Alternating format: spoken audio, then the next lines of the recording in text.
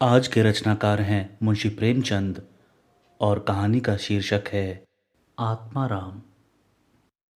वेदों ग्राम में महादेव सोनार एक सुविख्यात आदमी था।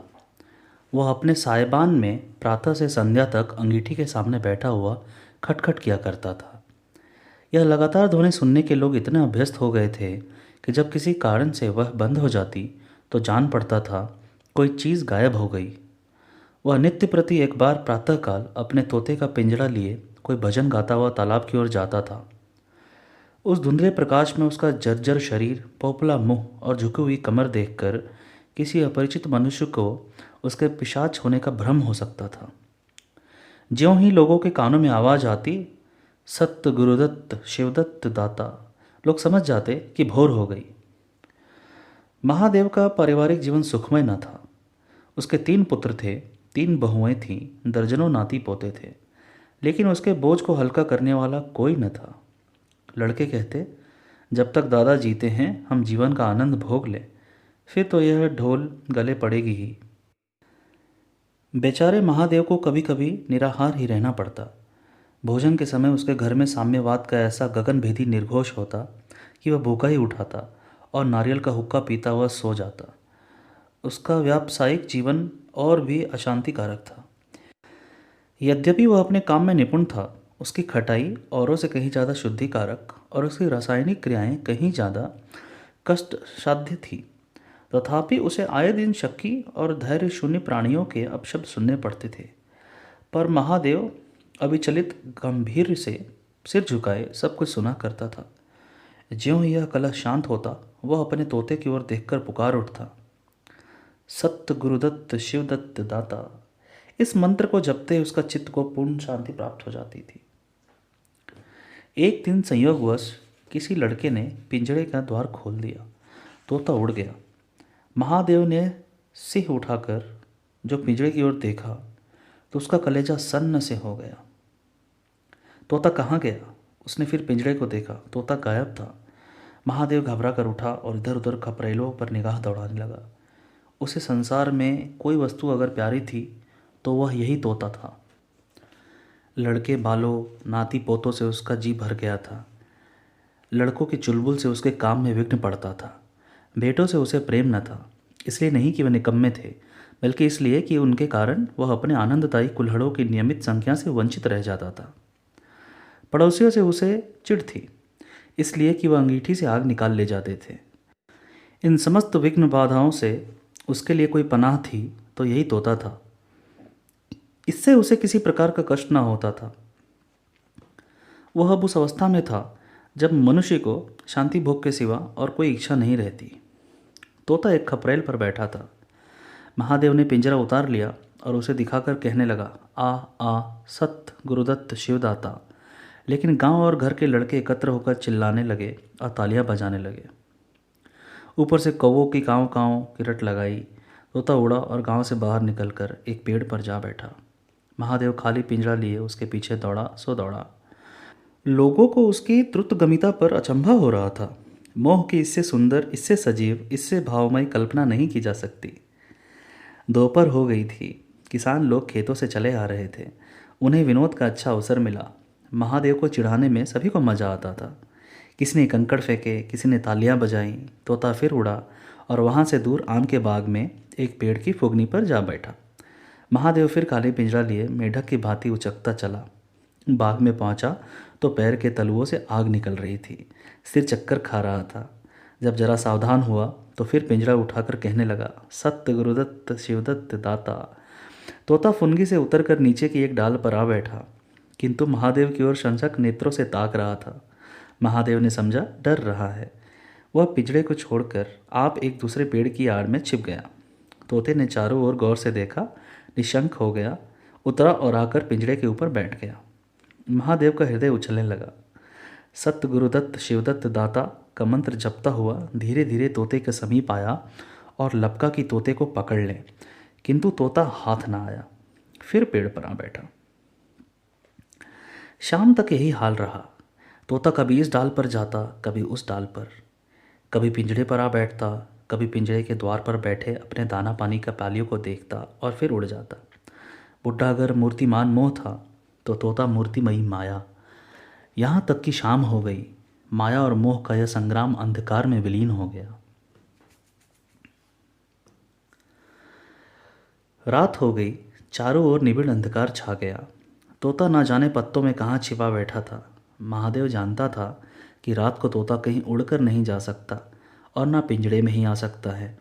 फिर भी वह उस जगह से हिलने का नाम न लेता था। आज उसने दिन भर कुछ नहीं खाया। रात के भोजन का समय भी निकल गया। पानी की बूंद भी उसके कंठ में न गई, लेकिन उसे ना भूख थी ना प्यास। तोते के बिना उसे अपना जीवन निस्सार, शुष्क और सूना जान पड़ता था।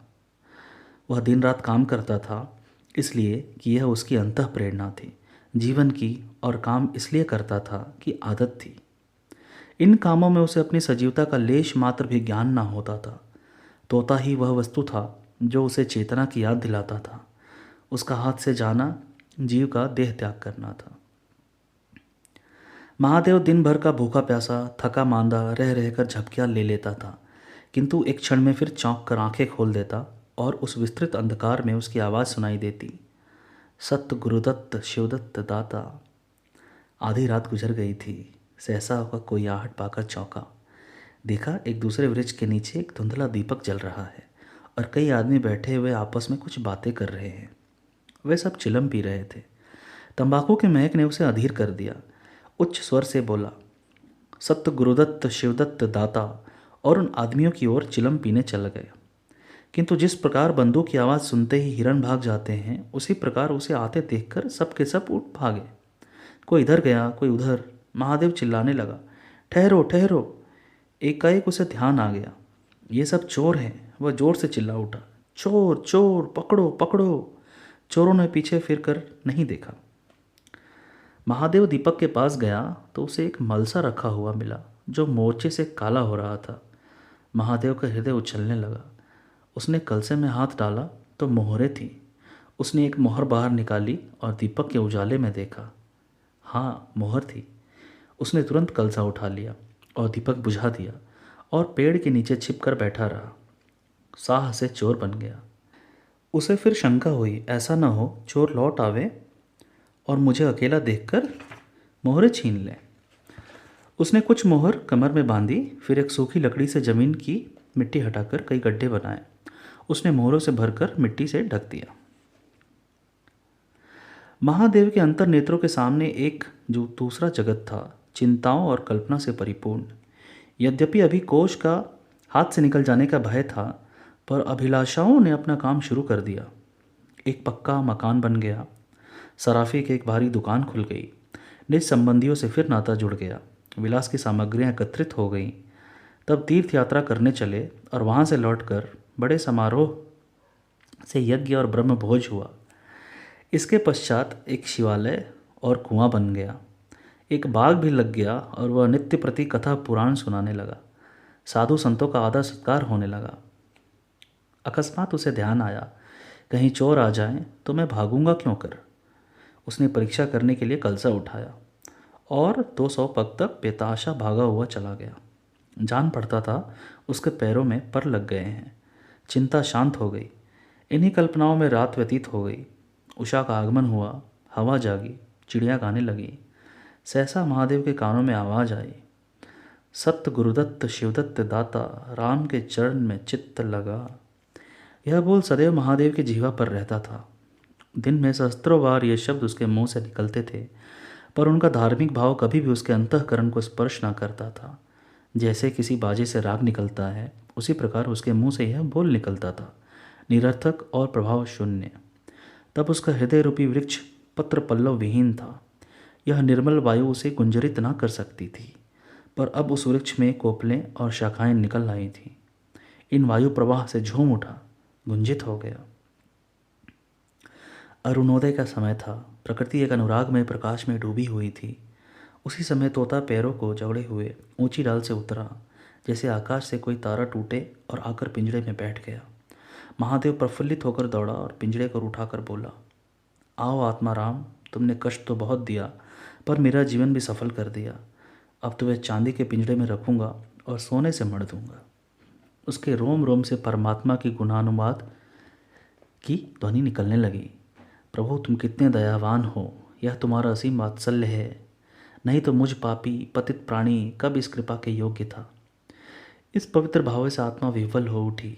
वह अनुरक्त होकर कह उठा, सत्य गुरुदत्त शिवदत्त दाता, राम के चरण में चित्त लागा। उसने एक हाथ में पिंजरा लटकाया, बगल में कलसा दबाया और घर चला। महादेव घर पहुंचा तो अभी कुछ अंधेरा था। रास्ते में एक कुत्ते के सिवा और किसी से भेंट न हुई, और कुत्ते को मोहरों से विशेष प्रेम नहीं होता। उसने कलसे को एक नाद में छिपा दिया और कोयले से अच्छी तरह ढककर अपनी कोठरी में रखाया। जब दिन निकल आया तो वह सीधे पुरोहित के घर पहुंचा। पुरोहित पूजा पर बैठे सोच रहे थे, कल ही मुकदमे की पेशी है और अभी तक हाथ में कौड़ी नहीं। यजमानों में कोई सांस भी लेता। इतने में महादेव ने पालागन की। पंडित जी ने मुंह फेर लिया। यह अमंगल मूर्ति कहाँ से आ पहुंची मालूम नहीं, दाना भी मयस्सर होगा या नहीं। रुष्ट होकर पूछा, क्या है जी, क्या कहते हो? जानते नहीं हम इस समय पूजा पर रहते हैं? महादेव ने कहा, महाराज आज मेरे यहाँ सत्यनारायण की कथा है। पुरोहित जी विस्मित हो गए, कानों पर विश्वास न हुआ। महादेव के घर कथा का होना उतनी ही असाधारण घटना थी जितनी अपने घर से किसी भिखारी के लिए भीख निकलना। पूछा, आज क्या है? महादेव बोला, कुछ नहीं, ऐसी इच्छा हुई कि आज भगवान की कथा सुन लूं। प्रभात से ही तैयारी होने लगी। वेदों के निकटवर्ती गांव में सुपारी फिरी। कथा के उपरांत भोज का न्योता गया। जो सुनता आश्चर्य करता, आज रेत में दूब कैसे जमी। संध्या समय जब सब लोग जमा हो गए और पंडित जी अपने सिंहासन पर विराजमान हुए तो महादेव खड़ा होकर उच्च स्वर में बोला, भाइयों, मेरी सारी उम्र छल कपट में कट गई। मैंने न जाने कितने आदमियों को दगा दी, कितने खरे को खोटा किया, पर अब भगवान ने मुझ पर दया की है। वह मेरे मुख की कालिख को मिटाना चाहते हैं।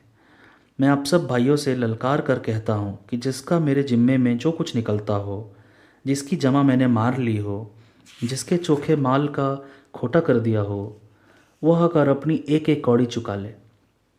अगर कोई यहाँ ना आ सका हो तो आप लोग उसे जाकर कह दीजिए, कल से 1 महीने तक जब जी चाहे आए और अपना हिसाब चुकता कर ले। गवाही साखी का काम नहीं। सब लोग सन्नाटे में आ गए।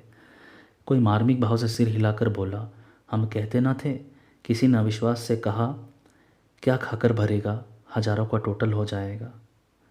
एक ठाकुर ने ठठोली की, और जो लोग सुरधाम चले गए? महादेव ने उत्तर दिया, उसके घर वाले तो होंगे। किंतु इस समय लोगों को वसूली की इतनी इच्छा न थी जितनी यह जानने की कि इसे इतना धन मिल कहाँ से गया। किसी को महादेव के पास आने का साहस न हुआ। देहात के आदमी थे, गड़े मुर्दे उखाड़ना क्या जाने। फिर प्रायः लोगों को याद भी न था कि उन्हें महादेव से क्या पाना है, और ऐसे पवित्र अवसर पर भूल चूक हो जाने का भय उनका मुंह बंद किए हुए था। सबसे बड़ी बात यह थी कि महादेव की साधुता ने उन्हें वशीभूत कर लिया था। अचानक पुरोहित जी बोले, तुम्हें याद है मैंने कंठा बनाने के लिए सोना दिया था? तुमने कई माशे तौल में उड़ा दिए थे। महादेव, हाँ याद है। आपका कितना नुकसान हुआ होगा? पुरोहित, 50 रुपये से कम ना होगा। महादेव ने कमर से 2 मोहरें निकाली और पुरोहित जी के सामने रख दी। पुरोहित जी की लोलुपता पर टीकाएं होने लगी। यह बेईमानी है, बहुत हो तो 2-4 रुपये का नुकसान हुआ होगा। बेचारे से 50 रुपये ऐंठ लिए। नारायण का भी डर नहीं, बनने को पंडित पर नियत ऐसी खराब। राम राम। लोगों को महादेव पर एक श्रद्धा सी हो गई। 1 घंटा बीत गया पर उन सहस्त्रों मनुष्यों में से एक भी खड़ा न हुआ। तब महादेव ने फिर कहा, मालूम होता है आप लोग अपना अपना हिसाब भूल गए हैं, इसलिए आज कथा होने दीजिए। मैं 1 महीने तक आपकी राह देखूंगा। इसके पीछे तीर्थ यात्रा करने चला जाऊंगा। आप सब भाइयों से मेरी विनती है कि आप मेरा उद्धार करें।